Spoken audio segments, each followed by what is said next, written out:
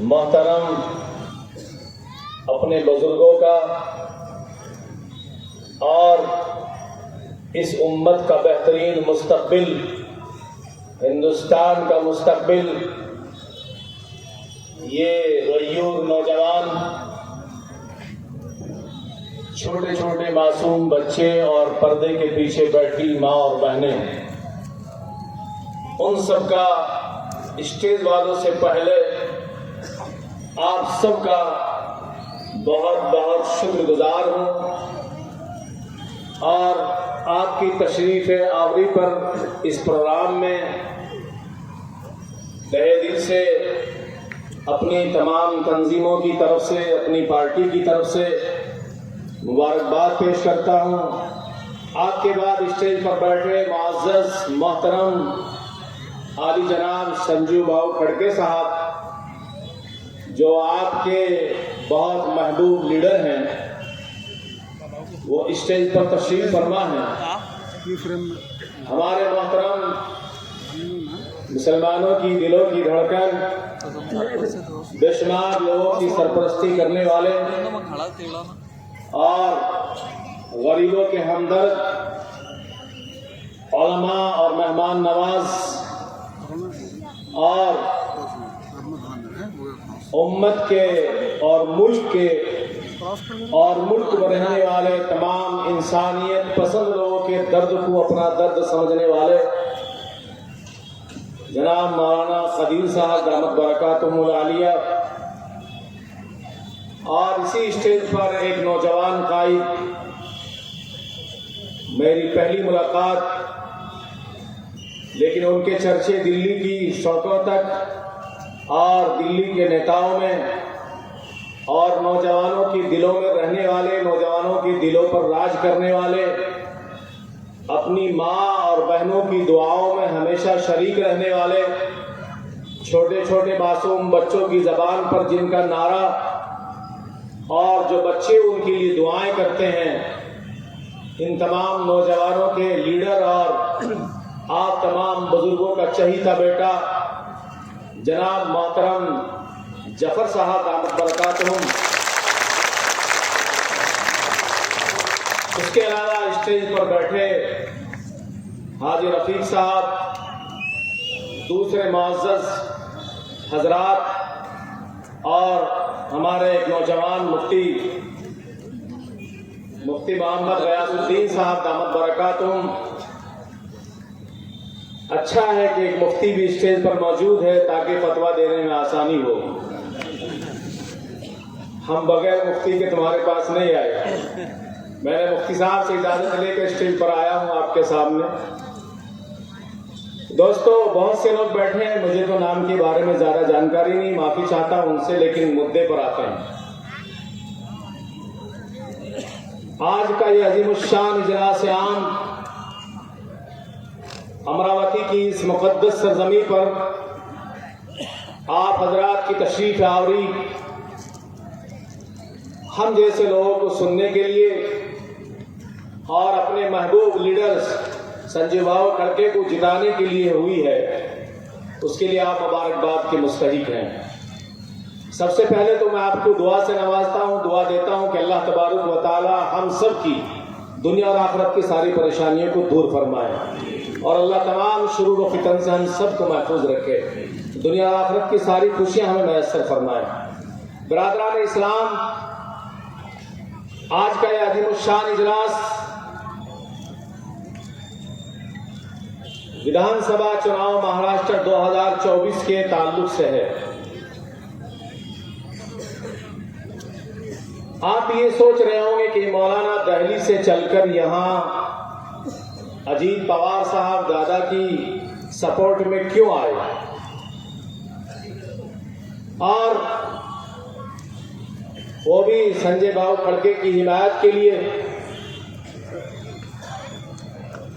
जिन लोगों का एक जमाने से साथ देते रहे, जिन लोगों को 70 साल से ढोते रहे, जिनको ताज व तख्त से नवाजते रहे और अपनी माँ और बेटियां और नौजवान बच्चों का कीमती वोट देकर उनको ताज व तख्त से नवाजा गया, उनको विधानसभाओं में भेजकर अपनी नुमाइंदगी के लिए उम्मीद जताने की कोशिश की गई, जिनको यहाँ से एमपी का चुनाव लड़वाकर और एमपी चुनकर संसद में भेजा गया।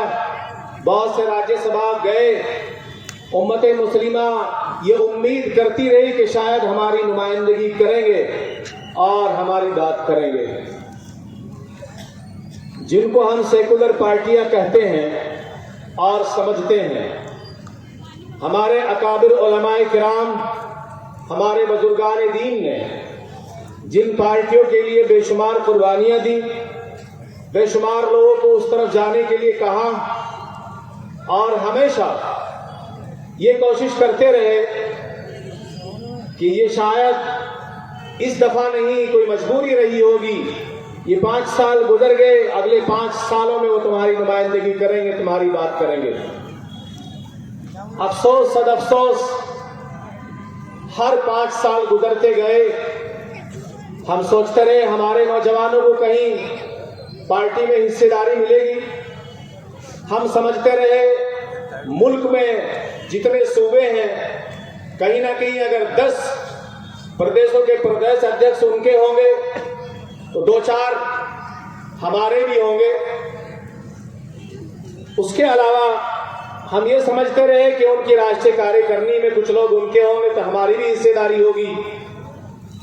लेकिन मोहब्बत की दुकान खोलने वालों ने ऐसी जहरीली पुड़ियां अपने साथ रखी जो 10-10 साल तक भाजपा और आरएसएस में रहकर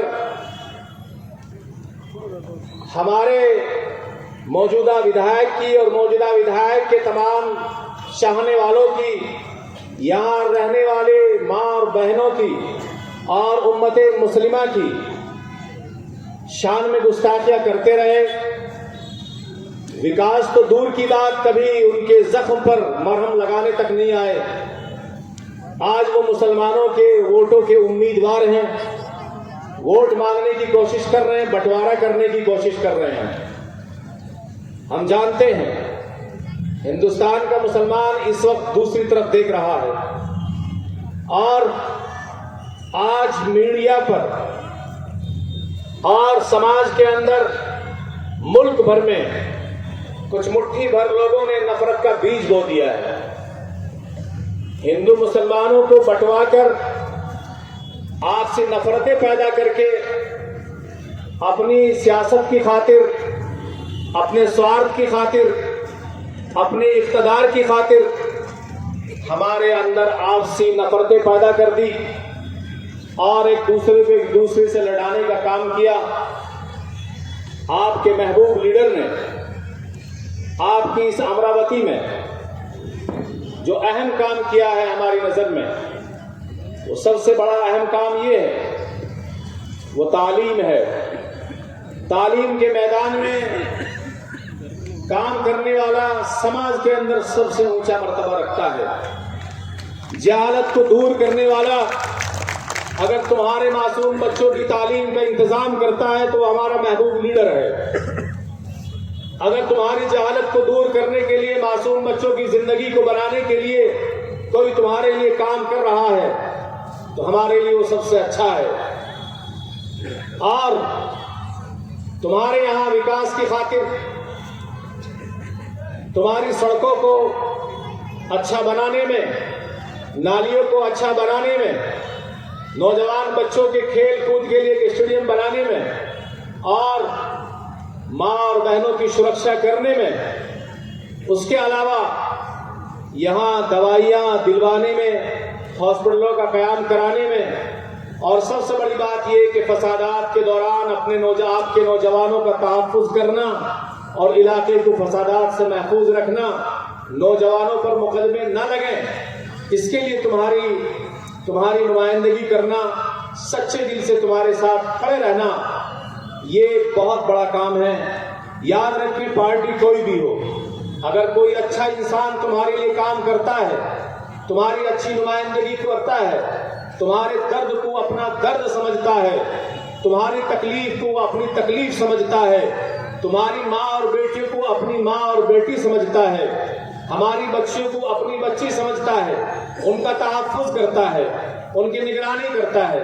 और तुम्हारे काम काज के लिए जैसा भी हज़रत मौलाना अब्दुल कदीर साहब दामत बरकातुहुम फरमा रहे थे कि जब जब महाराष्ट्र में किसी भी ज़िले में, किसी भी इलाके में कोई ज़रूरत पेश आई तो हमने संजय खड़गू साहब को फ़ोन किया और उनसे मदद मांगी और उन्होंने फिर मदद की। मदद यही नहीं करते और हमें इनकी मदद की भी कोई ज़रूरत नहीं। याद रखें मुसलमानों, हमारी मदद करने वाली ज़ात ऊपर वाली है। मेरा और आपका अल्लाह सबकी मदद करता है, असबाब बना देता है अल्लाह तबारक व तआला। अल्लाह तबारक व तआला ने उनको असबाब बनाया और उनसे काम लिया, उनको मौका दिया काम करने का, आपकी खिदमत करने का। अल्लाह तबारक व तआला ने उनसे काम लिया और इस इलाके में अच्छे काम कराए। तो अच्छे काम करने वाले का हक है कि हम और आप अपना वोट देकर उनको कामयाब बनाएं। आज जो सामने वाली पार्टी आपके सामने दूसरे साल चुनाव लड़ रहे हैं, डॉक्टर सुनील देशमुख साहब, वो हमारे भाई, अभी मैं सुन रहा था, मैंने यहाँ के लोगों ने भी मुझे बताया, काफी जमाने तक भाजपा के साथ रहे और एक बार विधायक भी रहे, एक बार हार भी गए। कभी उस तरफ चले जाते हैं, कभी उस तरफ चले जाते हैं। जो लीडर एक साथ एक जगह रहकर और अच्छी नीति और नीयत के साथ लोगों की खिदमत नहीं करता, ऐसा शख्स लीडर नहीं हो सकता। ऐसा शख्स अपने मफाद की खातिर, अपने इक़्तिदार की खातिर वो सिर्फ और सिर्फ चुनाव के दौर में लोग निकल कर आते हैं, वोट मांगते हैं, वोट लेकर चले जाते हैं, 5 साल तक पीछे लोग मुड़कर देखते भी नहीं हैं।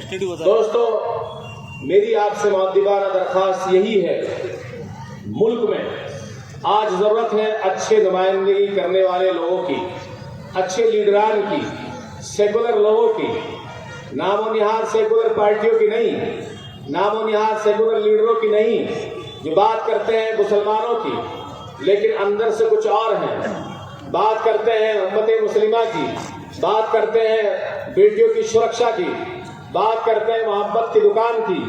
अभी सामने वाली पार्टी वाला कह रहा अगर ये पार्टियां यहाँ आए तो बिल्डोजर चलेगा, मस्जिदें टूटेंगी, मदरसे टूटेंगे।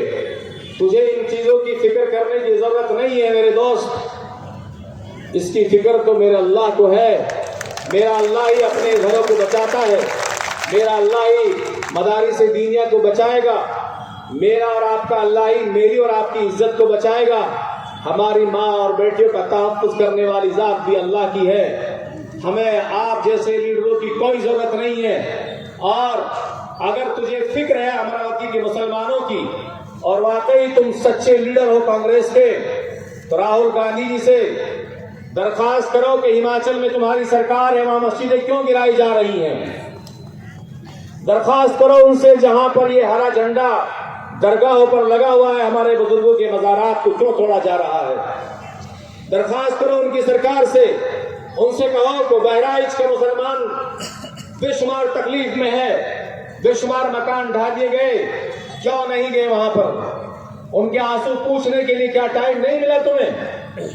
मैं पूछना चाहता हूं डॉक्टर सुनील देशमुख साहब से, अपने लीडरान से बात करो कि मोहब्बत की दुकान में जहर की पुड़िया मत रखो, मोहब्बत की दुकान में खंजर मत रखो।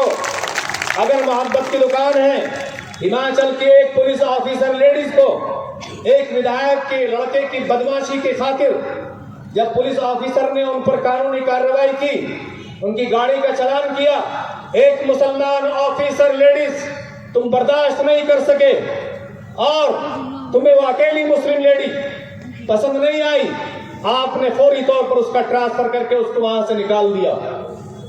तो मोहब्बत की बात करते हो और कहते हो कि हमारे पास मोहब्बत की दुकान है।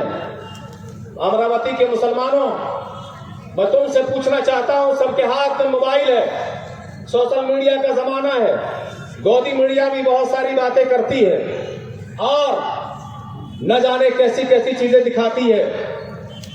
एक मिसाल पेश कर दो मिस्टर राहुल गांधी की। कि राहुल गांधी किसी एक दारुल में गया और तुम्हारे किसी अकादिर से मिला और दुआ की दरखास्त की हो। दारुल देवबंद उम्मुल मदारिस और नदवतुल उलमा लखनऊ, मज़ारिल सहारनपुर और बेशुमार जो बड़ी बड़ी खानकाएं हैं, एक जगह बताओ कहीं गए हो, उस इलाके से गुजर रहे हो, कभी ये भी सोचा हो कि मैं जाकर के मुसलमानों के रहनुमाओं से, उनके बुजुर्गों से और उनके मजहबी कायदीन से मुलाकात कर लो? क्या तुम्हारी दुकान में मुसलमानों के लिए मोहब्बत नहीं है? मुसलमानों की इज्जत का ख्याल नहीं है? मुसलमानों के घर गिराए जा रहे हैं उनका तुम्हें ख्याल नहीं है? मुसलमानों के मस्जिद जहां पर तुम्हारी गवर्नमेंट है, तुम्हारी सरकार है, वहां पर गिराई जा रही, उनकी मिंबरों में हराम तुम्हें आवाज दे रही है। और राहुल गांधी, जिन मुसलमानों का वोट लेकर तुम इख्तियार तक पहुंचने की कोशिश कर रहे हो और तुम्हें हमेशा मुसलमानों ने वोट दिया है, तुमने डरा कर, तुमने खौफ पैदा करके मुसलमानों के जहन में एक बात पैदा कर दी है कि मुसलमानों ठेका ले लो दूसरों को हराने का और हमें जिताने का। लेकिन तुम्हें जरा भी शर्म नहीं आती कि हिमाचल में तुम्हारी सरकार है और क्या हो रहा है? राजस्थान में अभी इस सरकार से पहले अशोक गहलोत की सरकार थी। करौली राजस्थान का एक बेहतरीन शहर है, एक जिला है, करौली को पूरा जला दिया गया। अशोक गहलोत अपने बंगले में बैठकर तमाशा देखते रहे। जाओ करौली के लोगों से जाकर पूछो, राजस्थान के लोगों से, कि कितना जुल्म किया गया।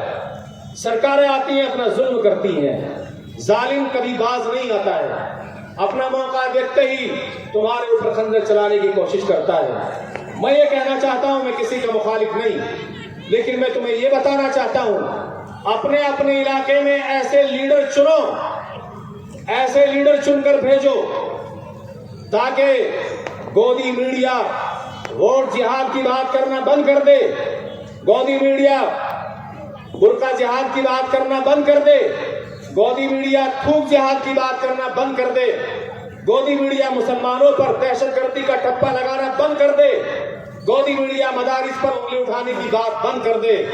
उन्हें ये पता हो जाए, उनके आकाओं को ये पता हो कि मुसलमान हिंदुस्तान में रहने वाले हिंदू मुस्लिम सिख ईसाइयों के साथ मिलकर के कंधे से कंधा लगाकर उनके साथ चलता रहा है और चलता रहेगा।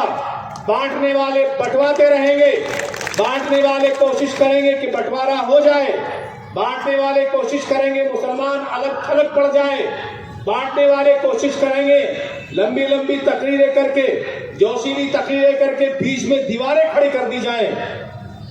जब तक तुम उनको ये नहीं बताओगे इस्लाम किस चीज का पैगाम देता है, मजहब इस्लाम क्या सिखाता है, मजहब इस्लाम ने पड़ोसी का हक क्या बताया है, मजहब इस्लाम ने अगर किसी मुसलमान पर किसी ने एहसान किया है, वो जात बिरादरी नहीं देखता, वो मजहब नहीं देखता, वो किसी की बिरादरी से उसकी तुलना नहीं करता, बल्कि एहसान का बदला एहसान से चुकाता है और वो सब्र के साथ काम लेता है और ऐसे लोगों की मदद करता है, वो चाहे किसी भी पार्टी या जात बिरादरी का हो, वो ऐसे लोगों की मदद करता है जो लोगों की मदद करे। और मैं आपके इस महबूब लीडर से ये बताना चाहता हूँ, इन लोगों की मौजूदगी में उनसे ये भी दरख्वास्त करना चाहता हूँ, इंशाअल्लाह अल्लाह तबारक व तआला की ज़ात गिरामी इन बुजुर्गों की दुआओं के सदक़े में और इनके कीमती वोट के सदक़े में आपको जरूर फिर दोबारा से मौका देगी खिदमत करने का और आप फिर से विधायक बनेंगे। लेकिन मैं आपको ये बताना चाहता हूँ, अगर तुम्हारे दिल में रत्ती बराबर ये बात पैदा हो गई, आप किसी भी पार्टी में हो, पार्टी का अलायंस किसी भी पार्टी से हो, अगर तुम्हारे दिल में या मेरे दिल में ये बात पैदा हो जाए कि मैं जमीन पर रहने वालों पर रहम नहीं करूंगा और इनकी मदद नहीं करूंगा, तो याद रखना आसमान वाला तुम पर रहम नहीं कर सकता। और अगर आप इनकी मदद नहीं करोगे तो आसमान वाला आपकी मदद नहीं करेगा, उसका फैसला तुम्हारी नियत पर होगा। शेख ज़करिया रहमतुल्लाह अलैह ने फ़ज़ाइल अमाल में लिखा है कि मेरा अल्लाह फरमाता है कि जैसी तुम्हारी नियत होगी मैं ऐसे फैसले करूंगा, तुम्हारी नियत अच्छी होगी तो अच्छे फैसले होंगे, तुम्हारी नियत में अगर खोट होगा तो अल्लाह तबारक व तआला तुम्हारी नियत के साथ ऐसे ही फैसले करेगा। हमें इस वक्त में उस मीडिया को, जो मीडिया कह रही है कि वोट जिहाद का फतवा लग चुका है, फतवा देने वाले कौन है यहाँ तज़किरा नहीं करना है। मैं आपसे, उम्मत मुस्लिमा से ये दरख्वास्त करना चाहता हूँ, उलमाए अकाबिर हमारे सरों के ताज हैं, उलमा हमारे रहबर हैं, उलमा हमारे जनरल, कर्नल और मेजर हैं, उलमा हमारे सिक्के सालार हैं, उलमा हमारे सरों के ताज हैं, और हम उनकी दुआओं के सदक़े में सांस ले रहे हैं। लेकिन उसके साथ साथ अकाबिर उलमाए किराम को हर जगह के हालात के बारे में जानकारी नहीं। बहुत से लोग ऐसी जानकारी दे सकते हैं जो गलत मुद्दों पर या गलत हालात पर मबनी हो, वो उसी के आधार पर कोई बात कह सकते हैं। लेकिन उलमा से कभी नफरत करना और उलमा की कदरदानी करना मत छोड़ना, उलमा से कभी नफरत मत करना। उलमा वरसतुल अंबिया हैं, उलमा अल्लाह के नबी के वारिस हैं। आप जब उनकी बात को मानोगे, उनसे मोहब्बत करोगे, मेरे और आपके नबी ने फरमाया है कि अगर किसी का दिल चाहता है वो उलमा से मुझसे मोहब्बत करे तो वो उलमा से मोहब्बत करे। किसी का दिल ये चाहता है कि वो मुझे खाना खिलाए तो वो उलमा को खाना खिलाए। किसी का दिल ये चाहता है कि वो मुझे अपने घर बुलाए, मेरी महफिल में बैठे, तो अल्लाह के नबी फरमा रहे हैं गोया वो मेरी, अगर उलमा की महफिल में तो गोया मेरी महफिल में है, अगर वो किसी को खाना खिला रहा गोया मुझे खाना खिला रहा है। और दोस्तों, हालात सियासत के तौर पर, सियासी हालात इलाकाई तौर पर किसी को पता नहीं होते। मैं दिल्ली में हूँ, मुझे क्या मालूम कि महाराष्ट्र की किन किन सीटों पर क्या हालात हैं। लेकिन मैं ये दरख्वास्त करना चाहता हूँ, हम मुल्क भर में इत्तेहाद उलमा हिंद मुल्क भर में, मुल्क के चप्पे चप्पे पर काम करती है। अभी कोरोना काल में महाराष्ट्र की 100 कुछ जमातें मेरे खित्ते में थी, मेरे इलाकों में, उनके लिए वो काम किया, उन्हें जेल तक नहीं जाने दिया, एक खरोंच तक नहीं आने दी, उन्हें कोई तकलीफ नहीं होने दी। इत्तेहाद उलमा ने पूरे मुल्क से तमाम के तमाम बम्बई और महाराष्ट्र, गुजरात की तमाम जमातों को बाइज्जत परमिशन गृह मंत्रालय से दिलवा कर उनके घरों तक भिजवाने का काम किया है। और कोरोना काल में लाखों लोगों के घरों तक खाना पहुंचाने का काम किया है। और जेल की सलाखों में रहने वाले तमाम मुस्लिम कैदियों के लिए नमाजों का इंतजाम, तरावी का इंतजाम, अफ्तारी का इंतजाम, जुमे का इंतजाम तमाम अफसरान से मिलकर के इत्तेहाद उलमा बड़ा काम करती है। लेकिन मैं यहाँ इत्तेहाद उलमा का नाम नहीं लेना चाहता था, मैं मौलाना से कह भी रहा था, बहुत से उलमा फतवा देने की भी बात करते हैं। लेकिन दोस्तों, याद रखो, उन लोगों को चुनो जो लोग तुम्हारे काम आते हैं, उन लोगों को चुनो जो विकास करते हैं, जो बांटने की बात करते हैं। किसी भी पार्टी का लीडर हो, वो मुसलमान ही क्यों ना हो, अगर बात ऐसी करता है कि इस मुल्क में दीवार खड़ी हो जाए, हिंदू अलग हो जाए, मुसलमान अलग हो जाए, सिख उस तरफ चला जाए, ईसाई इस तरफ आ जाए, तो समझ लेना ये लीडर मुसलमानों का नहीं, इस देश का देशभक्त हो ही नहीं सकता। जो इस देश से दुश्मनी करते हैं, इस देश के दुश्मन हैं और नफरत की बात करते हैं, वो जो इस देश के दुश्मन हैं, इस देश की से मोहब्बत करने वाले हो ही नहीं सकते। जो नफरत की बात करते हैं, वोटों की तकसीम की बात करते हैं, अच्छे लोगों को चुनो।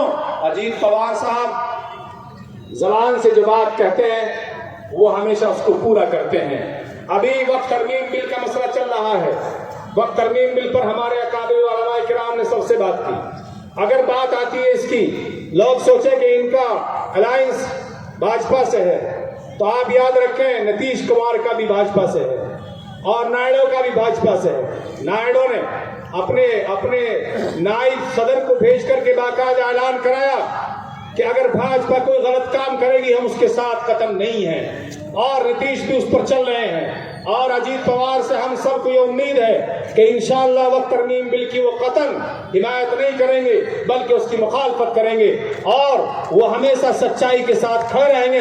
अलायंस होना अलग बात है और पैक्ट होना अलग बात है, बहुत सारी मजबूरियां भी रहती हैं, बहुत सारे मुद्दे भी ऐसे होते हैं कि जिनके मुद्दों पर, जिन बातों पर, जिन हालात को लेकर अलायंस करना पड़ता है। दोस्तों, हमें और आपको अच्छे कायद की जरूरत है, अच्छे लीडरों की जरूरत है, अच्छे रहनुमाओं की जरूरत है, अच्छे एमएलओ की जरूरत है, और अच्छे बहुत आला दर्जे के सांसद राज्यसभा में भेजने वाले नुमाइंदों की जरूरत है। आज जरूरत इसी चीज की है कि हमारे जो महबूब लीडर और मौजूदा कायद, मौजूदा यहाँ रहने वाले जो इस वक्त में मौजूदा विधायक भी हैं, सलबत आई, संजू खड़गेना, साहब जो है, जो हमारे मौजूदा विधायक हैं, मैं अपनी उस बहन के लिए जो इनकी वाइफ है और अपने इस भाई के लिए आपसे मुअद्दिबाना दरख्वास्त करना चाहता हूँ अपनी तमाम तंजीमों की तरफ से।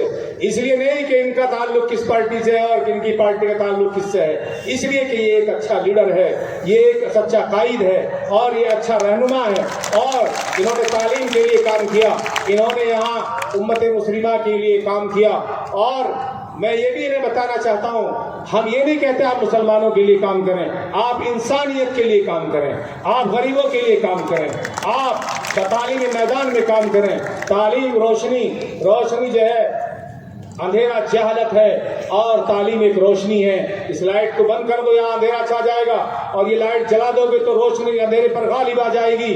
और जहालत अंधों की मानिंद है और तालीम इंसान को जैसे अल्लाह ने आंखें दी है, 2 आंखें दी है, इससे नवाजा है और देखने की क़ुव्वत और ताकत बख्शी है। अगर अंधे के पास आंखें नहीं है तो वो अपनी मंजिल तक सही ढंग से पहुंच नहीं सकता। दोस्तों और मुअज़्ज़ज़ सामीन, अगर अल्लाह ने तुम्हें आंखें दी हैं तो आप सही सलामत, आपके पास टॉर्च भी मौजूद है, आपके पास आंखें भी मौजूद हैं, आप अपनी मंजिल पर सही तरीके से पहुंच जाएंगे। रास्ते में कोई कठिन और कोई तकलीफ देने वाली चीज, कोई रुकावट नहीं बनेगी। मुझे उम्मीद है कि यहाँ मुस्लिम वोट का बंटवारा करने की बात कर रहे हैं, मैं आपसे ये दरख्वास्त करता हूँ, आप इनकी तरफ ये उम्मीद न रखिएगा कि ये हमारे काम करेंगे। मैंने आपसे पहले भी कहा, फिर कह रहा हूँ, हमें आपसे कोई उम्मीद नहीं है, हमें उम्मीद अपने अल्लाह से है और अपने अल्लाह से ये उम्मीद है कि अल्लाह ने तुम्हें चुना है हमारी खिदमत के लिए और इस उम्मत की खिदमत के लिए, इन लोगों के लिए, यहाँ की इंसानियत के लिए। हमें अपने अल्लाह से उम्मीद है कि वो तुम्हें जिताएगा और फिर से खिदमत का मौका देगा। और जो अभी यहाँ नज़ामत करने वाले शख्स ने, हमारे जनाब मजहर अली साहब सरजी ने एक बात कही थी कि अजीत पवार साहब ने, मैंने अपने पर्चे में भी ये बात लिखी थी कि मैं ये बात करूंगा कि हमारी नौजवान बच्चियों के लिए, आपने देखा है कर्नाटक के हालात आए बुर्का और हिजाब के मसले को लेकर के, और कर्नाटक की उस बेटी के अल्लाहु अकबर कहने की आवाज़ सारी दुनिया में गूंजी और उम्मत को जगाया, इंसानियत पसंद लोगों को जगाया।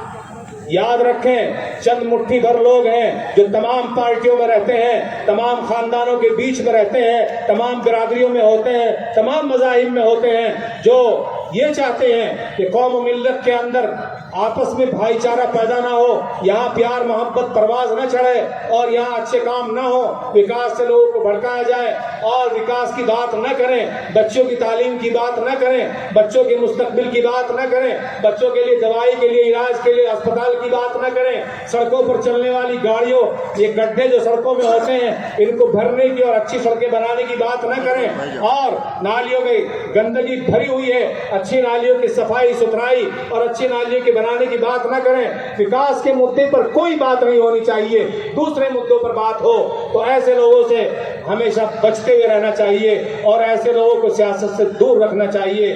दोस्तों, मैं आपके जरिए से, खड़के साहब, आपके जरिए से अजीत पवार साहब से ये दरख्वास्त करना चाहता हूँ अपनी तंजीम की तरफ से और अपनी पार्टी की और उम्मत मुस्लिमा के इन तमाम गय्यूर मुसलमानों की तरफ से कि इस शहर में और इस इलाके में एक आला दर्जे का बच्चों के लिए स्कूल होना चाहिए, जिसमें हमारी बेटियां जाकर के बाहिजाब पर्दे के साथ जाकर के तालीम हासिल कर सकें। एक ऐसा हॉस्पिटल भी हो जिसमें हमारी बच्चों के लिए सिर्फ लेडीज डॉक्टर हों और वही उनकी देखरेख करें और उनकी देखरेख में उनका अच्छा इलाज हो सके।